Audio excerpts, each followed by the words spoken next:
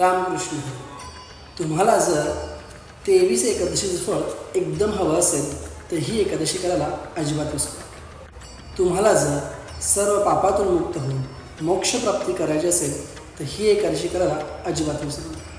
तुम्हाला जर सर्व पवित्र ठिकाणी जाऊन येण्याचे पुण्य प्राप्त करून घ्यायचे असेल तर ही एकादशी करायला अजिबात विसरू नका. ज्येष्ठ महिन्याच्या शुक्ल पक्षामध्ये जी एकादशी असते तिला निर्जल एकादशी असे म्हणतात. निर्जल म्हणजे नावाचं सर्व काही, पाणीही न ग्रहण करता एकादशीचे केले गेलेले व्रत म्हणजे निर्जल एकादशी. करण्यास थोडे कठीण आहे पण करणं अवश्य आहे. एकादशी विषयाची दंतकथा ती मी तुम्हाला थोडक्यामध्ये सांगतो.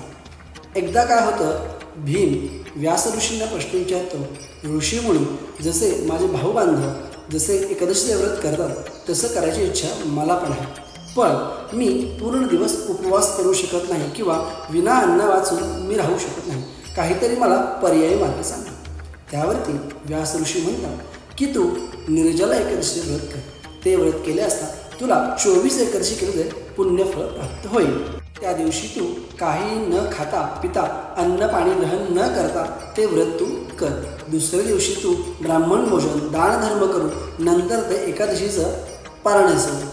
हे निर्जल एकादशी व्रत तू केले असता सर्व सुखाला प्राप्ती होऊन शेवटी तू मोक्षाकडे जाशील व तुला मोक्षप्राप्ती मिळेल. या एकादशीलाच भीमसेन एकादशी किंवा पांडव एकादशी असंही म्हणतात. तर तुम्ही हे पुण्यकारक एकादशीचे व्रत करायला अजिबात विसरू नका. ही संधी पुन्हा नाही. रामकृष्ण हरी.